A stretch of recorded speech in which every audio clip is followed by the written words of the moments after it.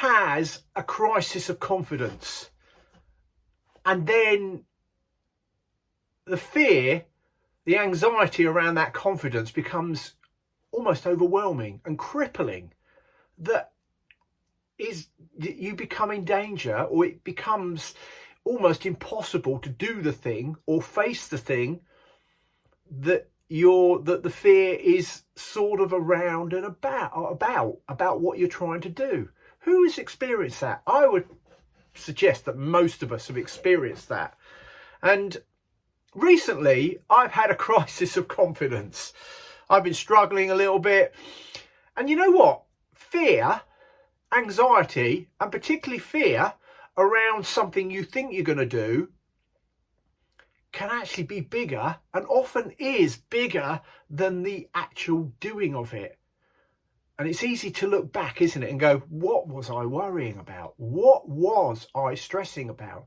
And yet that fear is enormous, and we get ourselves into a real spiral, and we feed it and we feed it, and it's like we fan the flames. It's like it just starts as a little bit, but the more we go around, it's like we're fanning it. Yeah, it's going to be bad, it's going to be bad, and we get it bigger and bigger, and the flames of fear and anxiety get bigger until it becomes almost out of control.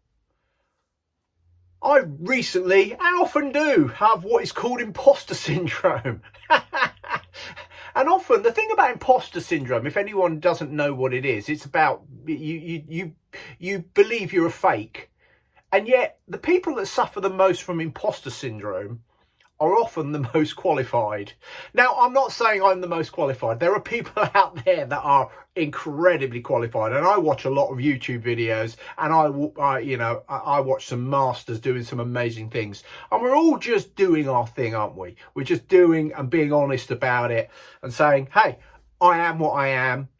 But sometimes you get imposter syndrome, and I've recently had imposter syndrome, and that was maybe mixed in with low mood and where I was at and just struggling. And you know, that's a real thing, and yet it created in me a fear that I was now not sleeping, or not sleeping well, and I was struggling to get past this, that I can't do this,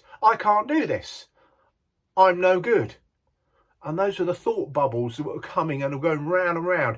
And a lot of that I was keeping to myself, until eventually I broke that cycle and talked to my wife and actually my son, and talked to actually to get out exactly what I was feeling inside.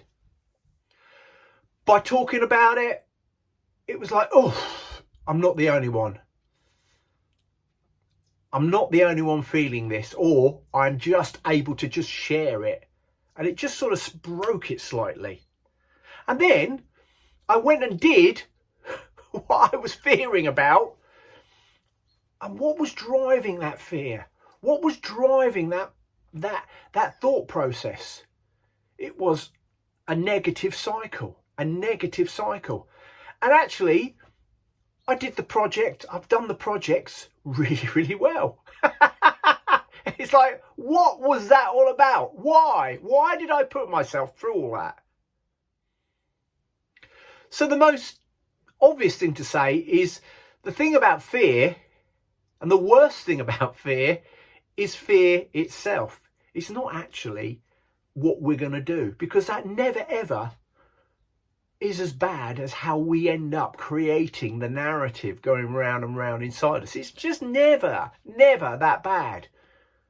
And even the bad things that happen, or the things that we experience that, yeah, that was tough, we still get through it. And we still come through out the other side actually better for it often.